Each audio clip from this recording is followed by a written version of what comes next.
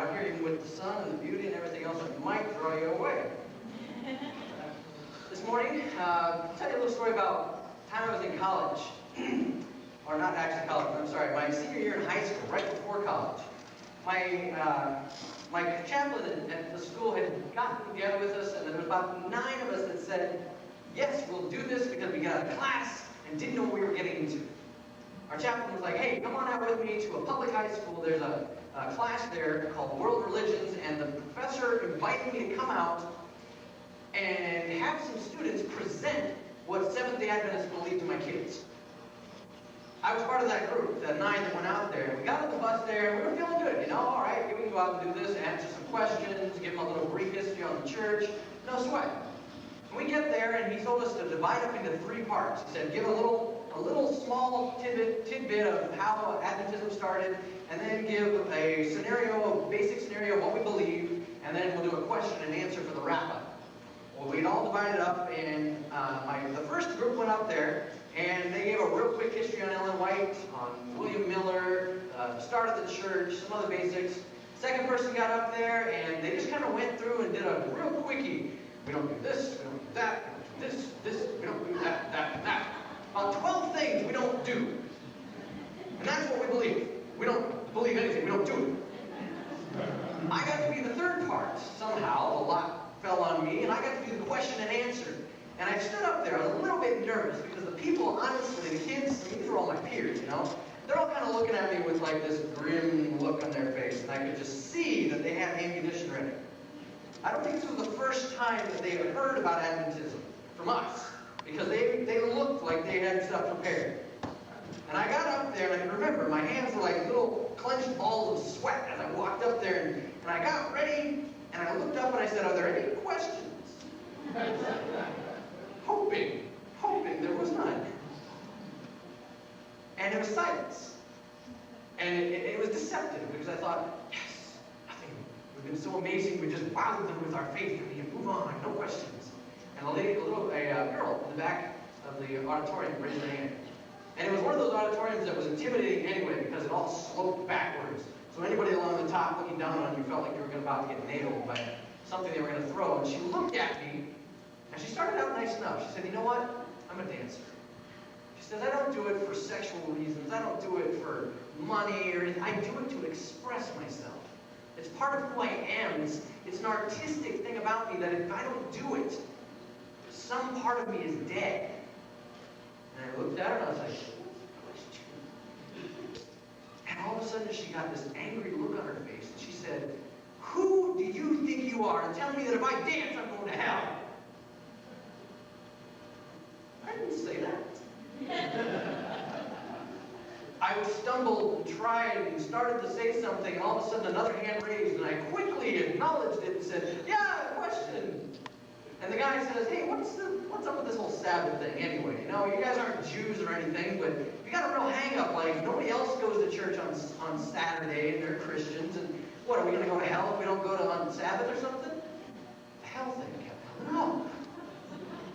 And I thought, I don't know, what are you talking? No, I don't. Third hand raised up. Yeah! Where do aborted babies go when they die? I don't know. The questions just started firing back and forth, and I can remember standing there thinking, I have no clue how to answer any of you guys. I mean, these were my peers, and I felt like I didn't have any answers. They were seeing right through all of my religious pretenses, and they found every loophole in my faith that I didn't even know was there. I had never confronted any of these issues myself, because they were never really my issues. I didn't ask why we don't dance, I just knew we don't. I'd never wondered about aborted babies, because, well, I felt like it's wrong to have an abortion in the first place, so there was no other questions to ask. The world, though, has questions. Big ones. And for most of the Christian church today, for some reason, they've almost stopped asking us. There was an email that went around. I don't know if any of you guys saw it. It was an email that talked about this scientist down in New Mexico who had used a computer and their astronomical charts and had been looking back and working backwards to see the positions of the stars 100 years, 1,200 years, all the way back, and they were comparing the differences and realized that the calendar was off. They went back and they checked and rechecked and rechecked, and they realized, whoa, we're missing an entire day. And when they went back to explain it, all of a sudden one of them remembered, they pulled a Bible out and said, hey, wait, wasn't there a story about a day that the sun stood still? The scientists had gone in there, they looked at it, and they realized they had just discovered the evidence for the day that Joshua commanded the sun to stand still. And then the email got checked out. Because at the bottom of it, they'd had professors and scientists who had been on this team that had done this, and somebody started to look it up a little bit. And they went to the university, and they called them up and said, hey, I'd like to talk to this staff member in the astronomy department. And they got the response, that person doesn't exist. They've never worked here. We've never had anybody by that name at all. They called up the laboratory where these computer programs had been run. The program didn't even exist. The whole thing was bunk. Teaches you to read those email forwards and actually believe them half the time. Those kinds of emails, those kinds of ideas are sent out by most of the Christian world, and they're looked at as, wow, what amazing reasons for faith.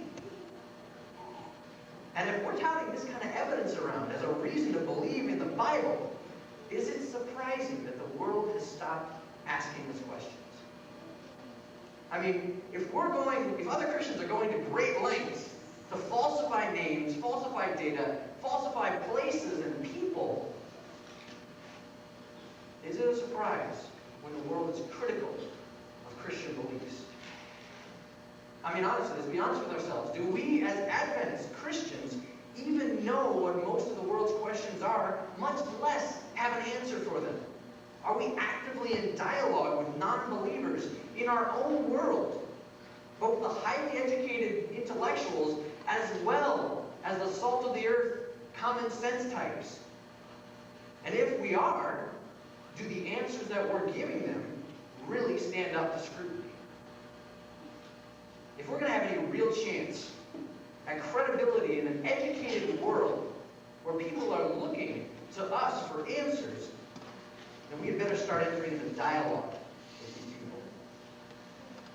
This kind of skepticism, though, is not new in the world. This has been going on for a long time. Even into the days of the Apostle Paul, the world looked at Christianity as a myth, as an opiate for the masses, for weak-minded people. I want you to turn with me this morning, Acts chapter 17. Because Paul handles this same situation in a very interesting fashion. Acts chapter 17. You can read it up here on the screen with me. Acts 17, start at verse 13. Paul has just had a really stressful time. He's just gone on his second missionary trip across all of Asia Minor and up into Italy, and he's working through all the churches that he planted on the first missionary trip. And he's going through and he's encouraging and he's giving people a boost of their faith, but he's having a hard time of it. He's already been thrown out of 4 different cities.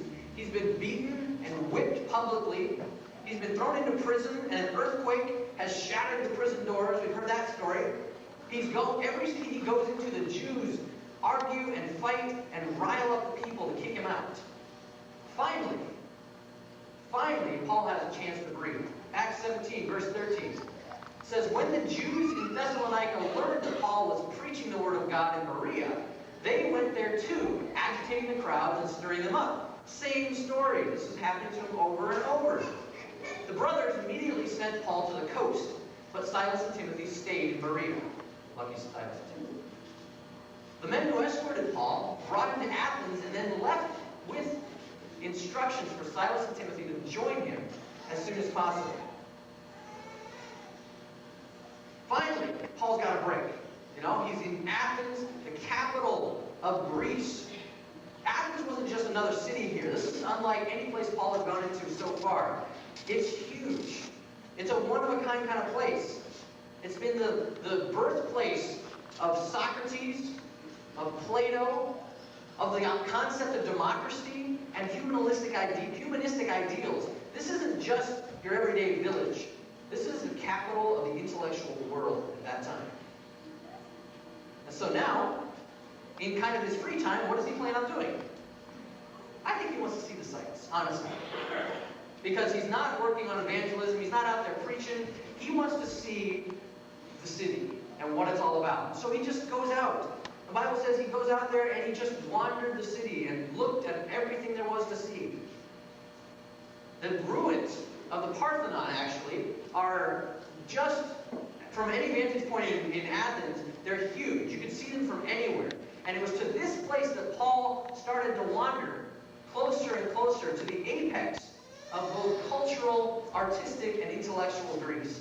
He's working his way up from the valley here, and as he's coming up here, he comes into what was then the marketplace of the city. Instead of just getting his picture taken in front of the Parthenon and eating a gyro, though, he starts noticing something. He comes out there, and at every turn, he sees something that turns his stomach.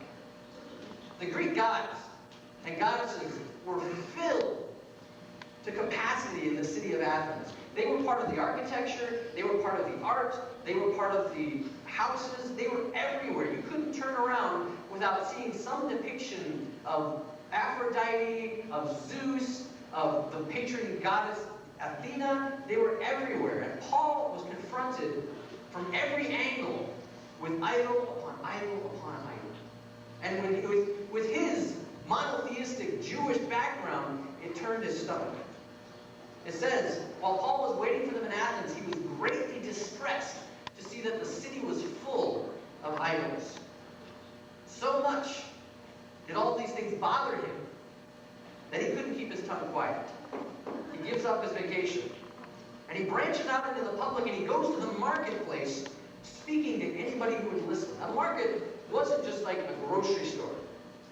The marketplace was the center of all action in the Greek society. You went there to sell, you went there to listen, you went there to be a part, you went there to be seen, to be heard. This was the place where everybody came together to exchange money, ideas, prosperity, all of it. And Paul goes knowing that if he's going to get an audience anywhere, it's going to be in the marketplace. The marketplace was called the Agora, and it's just here off to the side in what now is a big open field, but it used to be in Paul's day a huge open square with several corners and places for the local philosophers to preach, to spread their ideas, to give out all kinds of information. And Paul decides to take up the offer. He gets up there and he starts to preach. What do you think he's going to preach about? He's going to preach Jesus Christ. The one passion of his heart that he couldn't not talk about. And so he starts it up again. The crowds start to gather. People start to listen. He speaks in the synagogues of the Jews. He's out on the street corners with the Greeks. And he's telling them about Jesus. And people start to perk up. The philosophers show up. In the days of Paul, the philosophers of Greece were pretty much divided down the middle into two camps. You had the Epicureans on one side. You had the Stoics on the other. The two didn't get along whatsoever. Very different philosophies. And in fact, they just liked to argue half the time. It was kind of the Jewish, or the Greek version of the Jews. Sadducees, Pharisees, same kind of deal. Epicureans, Stoics. Paul's up there preaching away, and all of a sudden, people from both sides of the camp show up. The philosophers come up to him and they're like, "What in the world are you doing?" They said, the Bible says this, a group of Epicurean and Stoic philosophers began to dispute with him. Some of them asked, "What is this babbler trying to say?" Others remarked, "He seems to be advocating foreign gods." They said this because Paul was preaching the good news about Jesus and about the resurrection. Now that's a big deal. In a society where you've got hundreds of gods to choose from, an entire pantheon to choose from. You've got a god of war, a god of love, a god of foolish acts, a god of wine, a god of revelry. You can take your pick. Whatever god you want to worship, you can do it. And here's a guy standing up there and saying, there's one. And he died and was resurrected again for you.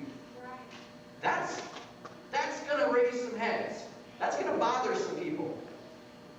especially in the heart of the intellectual society of Greece. So he goes on there. After hearing more of what Paul had to say, they invited him, rather forcefully, to present his ideas before the most venerable court in all of Athens. Others remarked, he seems to be advocating the foreign gods. Let's get him up there. Let's have him present his ideas before the Supreme Court of Athens. The Supreme Court of Athens at that time was a place called Mars Hill. The Mars Hill had been used already at this point for hundreds of years as both the seat of the Supreme Court, but also as the seat of ideas. People came up here and were only invited rarely when an idea had reached such a level that it had to be decided on by the officials in the city. You had to be good. You had to make a stir. And that's where they invited Paul. It's interesting. The archaeology note has turned up exactly where this Mars Hill is, because it's centered right between the Parthenon and the marketplace, right in the middle, and it's a huge rock. It's a natural formation. They didn't build it. All they did was cut steps out of this thing. 16 steps from the base all the way to the top. And when you get to the top, there's a shelf that was cut out for the philosophers to all sit on. All of the great judges of Athens would sit around, and whoever was coming to present their ideas had two little square stones to stand on. One for, one against. And here they bring Paul. Only one, not two. One, bringing his ideas of a single God and the resurrection. They looked at him. And Paul then stood up, it says, in the meeting of the Areopagus, which is the Greek term for the Mars Hill. Paul stood up in the meeting of the Areopagus and said, "Men of Athens, I see that in every way you are very religious. For as I walked around and looked carefully at your objects of worship, I even found an altar with this inscription, to an unknown God. Now what you worship as something unknown, I am going to proclaim to you."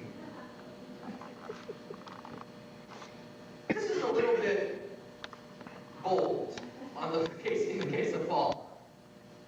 Because as I mentioned, these people believed that there was only one God, or that there were many gods, not just one. And they were so worried about getting all the gods taken care of that they had to make sure, even if they didn't know one of them, that he got sacrificed.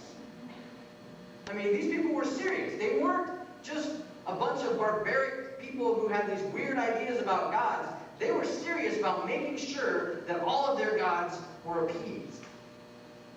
Now, Paul says and uses an interesting tactic here. This kind of thing still does happen today.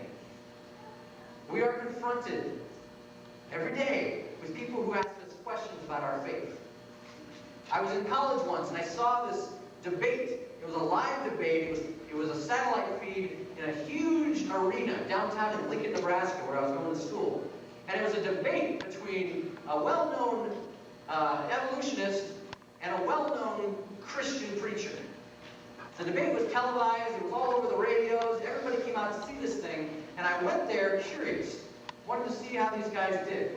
Wanted to see whose arguments would come out at the end. And when I got there, the crowd was mostly Christian. You could tell, they had the t-shirts on, the creation evolution quotes and all this great stuff. And as the video feed started, out comes the preacher onto the stage. Nicely cut, trim, fancy looking suit. Gets up to the front, stands at his side of the podium. Other side of the stage, all of a sudden walks up, shorter guy, jeans, sport coat, the evolutionist. Two sides, massive debate. Big stuff going down here. And everybody is tense to see what's going to happen with this thing. I was curious to see how it was going to play out. And then the preacher started. The preacher started giving the 5 different philosophical reasons to believe in the existence of God. The ontological argument, the teleological argument, blah, blah, blah, blah, blah. He started using all this big terminology, all these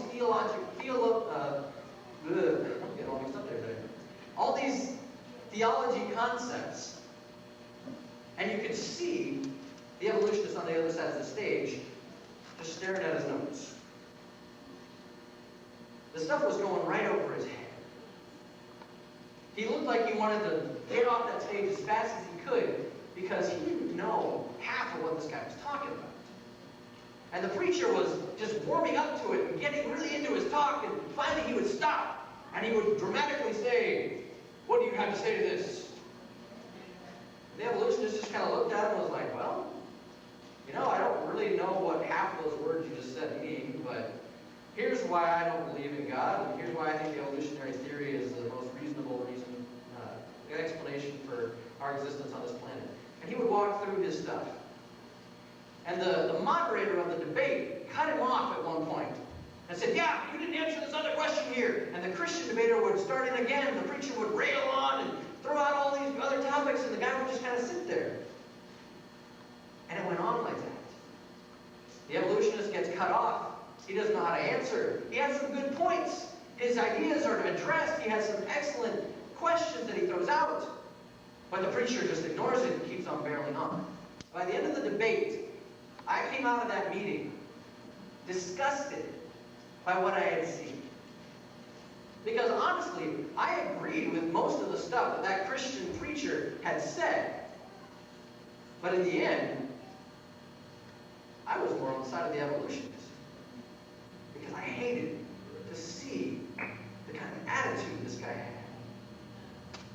The way that he was treated, the way the evolutionist was treated was unacceptable in my mind. And as the thing ended up, the entire crowd roared, "Yay!" It was an apparent defeat. But you know what? That guy, that evolutionist, walked out of there with a whole new slew of reasons to be critical against Christianity. He had nothing good to say about it. He was more entrenched in his beliefs than when he had first walked in that stage.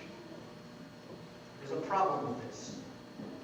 There's a problem with how people can be treated in the name of Christianity. For many people outside the church today, the phrase Christian church actually conjures up images of yelling and screaming crowds that are swarming around 15-year-old girls and doctors outside of a worship place. Or maybe they can only think of angry, hateful preachers who joyously and with big smiles on their faces speak of the day when all the homosexuals in the world will burn in hell. So how does Paul handle this scenario? When faced with a crowd of the smartest people in his day, what does he say in defense of his faith? He believed in a single, all-powerful God that controlled everything and needed nothing from man. They believed in a huge group of gods that controlled small little parts of the world and always needed a constant attention and sacrifices from humans to keep them happy. How did he handle himself? What did Paul say to this?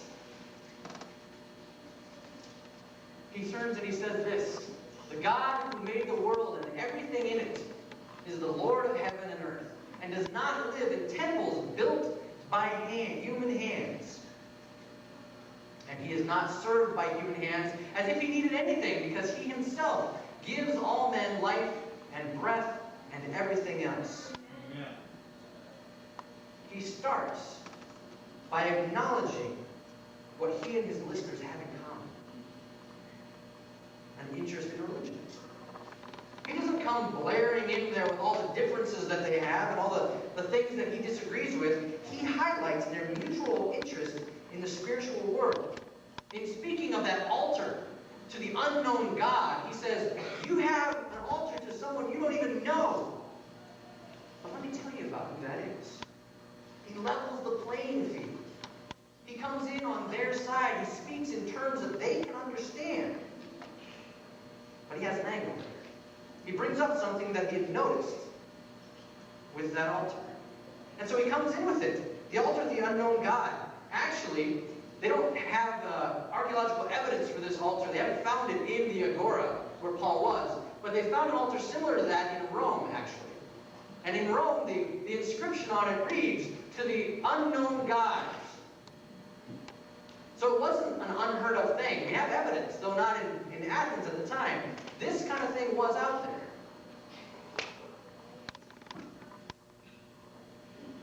To me, Paul's way of handling this, getting in, leveling the ground, speaking in terms that other people can understand, is the best way to do it. The information I've been trying to share, I don't know how many of you have been able to make it out to the archaeology seminar, but the information that I've been sharing in that seminar, I believe, is one way to answer the world's questions. We live in a scientific world, and if archaeology can be done honestly and correctly, it can provide some answers to the questions that the world asks. People want to know why we as Christians believe in the Bible. Why do we believe that it's any more right than the Quran or the Bhagavad Gita of the Hindu? Why can't everybody just be happy and have their own book and everybody be good about it? It gives strong evidence, though, that we need to be aware of. And showing people that there's a scientific proof for the things like the nation of the Hittites. I don't know if you've ever heard of who the Hittites are. They're one of those random kingdoms that's mentioned in the Old Testament. But up until the early 1800s, we had zero evidence that the Hittite nation, kingdom, ever even existed. The critics jumped on this. They said, look, your Old Testament is full of references to the Hittites. We don't have any evidence of that. They don't exist. Proof that your Bible is a myth. 1800s roll around, all of a sudden, one of their own, a non-Christian, bumps across some writings and realizes he's got an entire kingdom on his hands. The Hittite nation is discovered, and it can't be denied. Even another simple fact, like the book of Isaiah. We've got a copy, the earliest known copy of the book of Isaiah is a 10th century manuscript.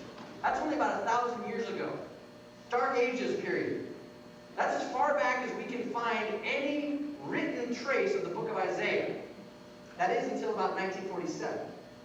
1947, the Dead Sea Scrolls are discovered, and all of a sudden we realize we have two copies of the book of Isaiah. One written 1,000 years earlier than our earliest, but they both the exact same. When the scholars went through this, they wrote down and figured out every letter between the two scrolls.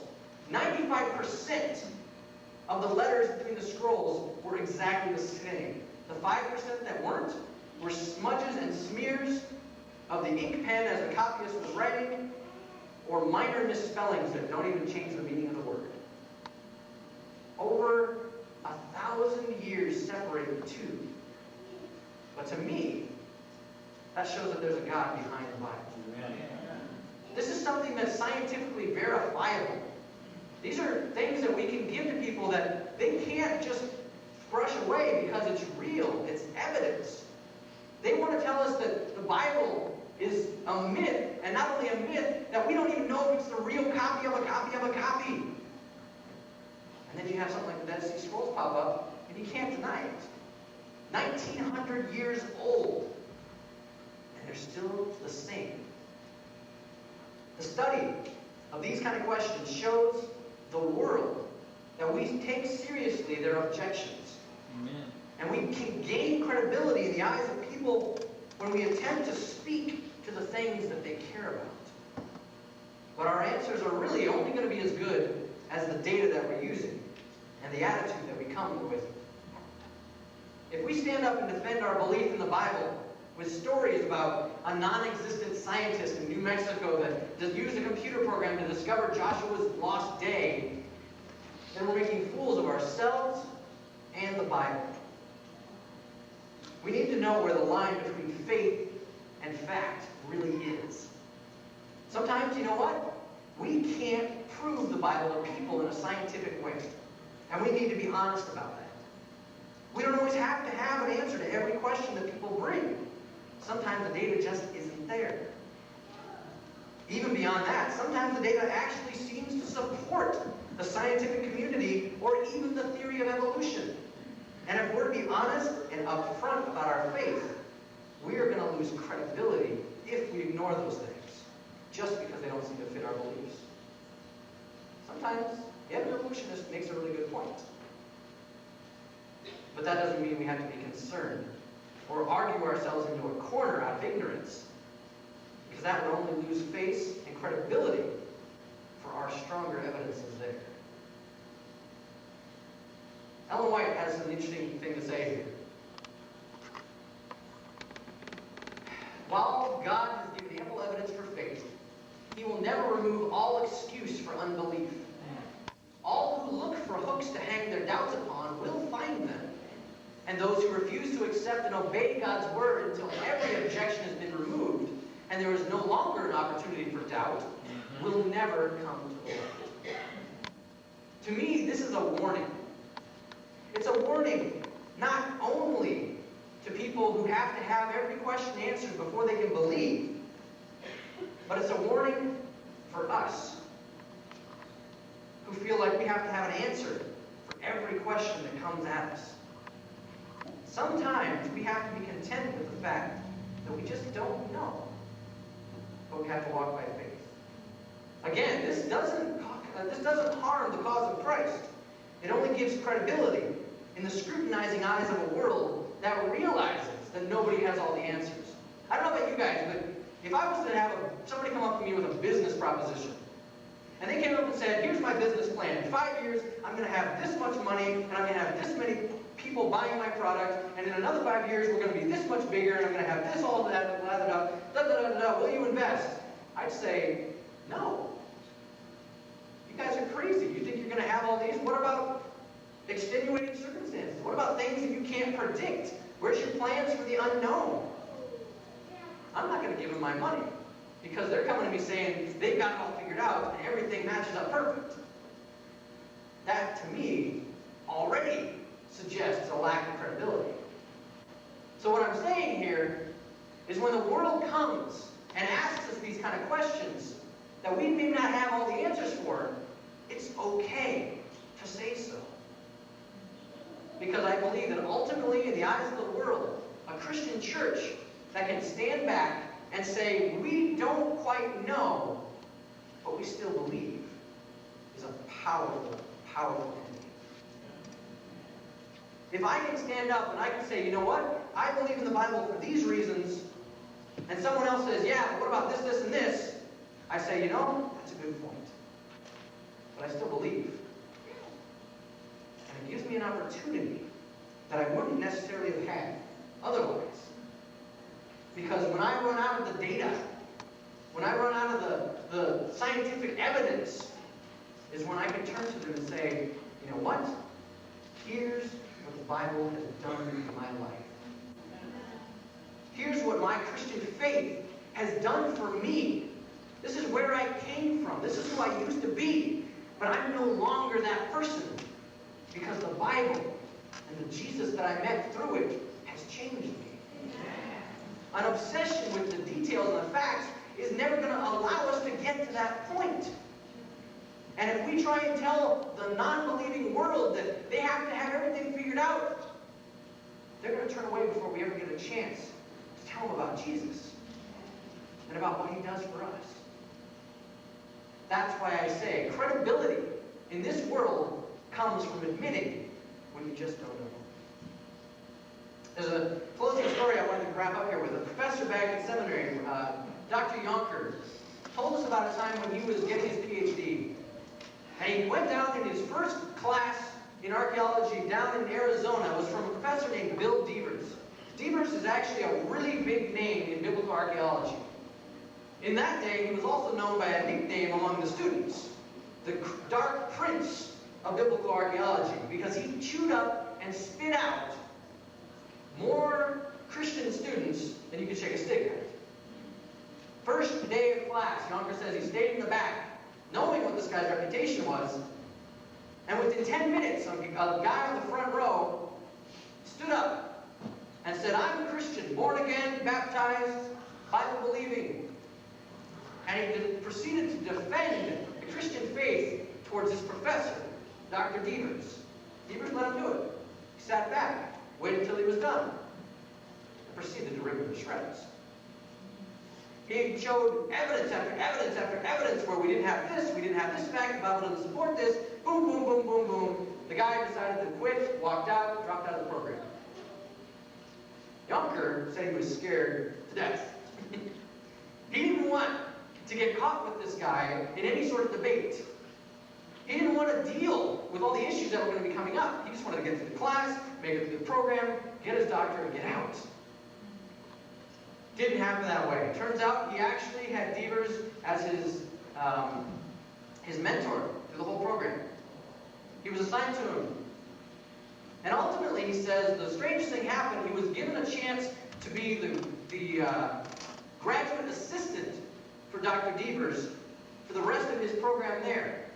He says he went on archaeological digs with him all over the world. They spent lots of time together. They actually became close friends. And then one night, in the car, driving home, Devers turned to him and asked a question. He said, Randy, are you a Christian? And he says it was the question that had been haunting him from the minute he walked into that class and seen what had happened to the other guy. And he says, I had this instant battle within me to say yes or no, because I had worked so hard and I wanted to get this doctorate. It was everything to me. But did I want to give up my faith to get it? And he says he uttered a quick prayer, and he looked at him and he said, yeah, I am. Now you understand, this professor was on the panel that would okay or deny his doctoral thesis. This guy had the power to destroy his academic career. And for something like being a Christian in biblical archaeology, that's plenty enough reason. He says Devers was silent. Didn't say a thing. Didn't even bring it up again. Weeks went by. He was working on his dissertation. He came up before the panel that had to quiz him on all of his ideas and his theories. And at his doctoral defense, another professor jumped on one of his ideas and said, are you using biblical history to support this idea? What are you talking about here? And all of a sudden, he froze. Younger said he saw it coming, he knew it was going to happen, and he started to answer when all of a sudden Devers jumped in. Devers jumped in and he got onto the other professor and he said, that has nothing to do with this. It's completely irrelevant. His points have total validity otherwise. Why are you bringing that kind of thing up? Skip the question. He graduated, he got his doctorate. Him and Devers are still friends.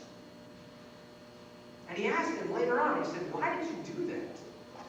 Why did you help me like that? You knew where I was coming from. You know what I believe. And Devers said, you know what? I've never been impressed by any of the other Christian students that come into my class and wave their Bible at me and tell me that it's so obvious that I'm wrong. I've never been impressed, and I can destroy them easier than I can think. But he said, you never did that. He's like, you believed throughout the whole thing, but you gave me the courtesy of hearing the end. I respect your academic integrity. I'll tell you if I disagree with you, and I do. But I don't believe that your talent should be squashed just because of your faith. Devers, in recent years, has even been seen standing up for some minor points of the biblical history in public and in print. He's one of these fence riders now, where he's not completely against the Bible, but he's not completely for it. That's a big shift in the academic world. All because Yonker was willing to listen and stand up for his faith as well as his academic faith. Like Paul, through words and actions, the Holy Spirit can make an impact on people. The end result of Paul's speech in Corinth, in Athens, was a conversion of one of their own supreme judges. The conversion of a young lady in the crowd, and the conversion of several other unnamed men. His respect for their ideas, his knowledge of their beliefs, and his ability to be as wise as a serpent and soft as a dove paved the way for success in the most unlikely of places. So what about us? You know, where is our Mars Hill? in our own lives? Do we have opportunities to speak to people who don't believe like we do? Do we know enough about them and their way of life to really meet them where they're at and answer the questions that are important to them? Unless we have made a real effort to get out and see what people around us care about, until we have really wrestled with the issues that have their attention, we will be hard-pressed to have an answer that they're going to care about. I want to challenge all of you here this morning to look for people that you come in contact with on a regular basis who may not believe like you. Try to get to know what their worldview is about. Talk to them. Figure out where they're coming from, what their questions are, what kind of questions they might ask. Make it a point to really hear what they have to say, and then make your case with words and ideas and actions. Amen. Unless we are speaking the language of the world today, we're just going to sound like dusty old recordings in a foreign language that doesn't make any difference to them. With little or no relevance in their eyes, we have a chance to come into their life, to present the reasons for our faith, and then to turn around and make that reason the last reason that we believe ourselves. We can show them what God has done in our life, what He's done in our families' lives, and we can say, this is why I believe. This is where Jesus has touched me. Amen. That says more than any debate. That says more than any televised satellite demolition of evolutionary ideas. Jesus didn't tell us to go out and debate the world into the ground. He said, go out and teach them what I told you. Amen. And baptize them in my name. That's personal interaction. That's right. That's people getting into the gritty parts of an unbelieving world. Amen. If you want to come and hear a little bit more of some of the data that you can use to prove your faith and lead into your deeper walk with Christ, check me out this afternoon. I've got the third session of the archaeology seminar. I'm going to be going over a couple of things having to do with some of the claims that are out there. I'm also going to be going over some slideshows of our trip over there to Egypt and Sinai. This morning, though, I want to leave you guys with that plea. Get out there. Converse with people. Get to know what's important to them. And offer them something they can't refuse. Would you bow your heads with me? Lord, we want to thank you this morning for being a God that meets us, that gives us evidence, and that also gives us Jesus.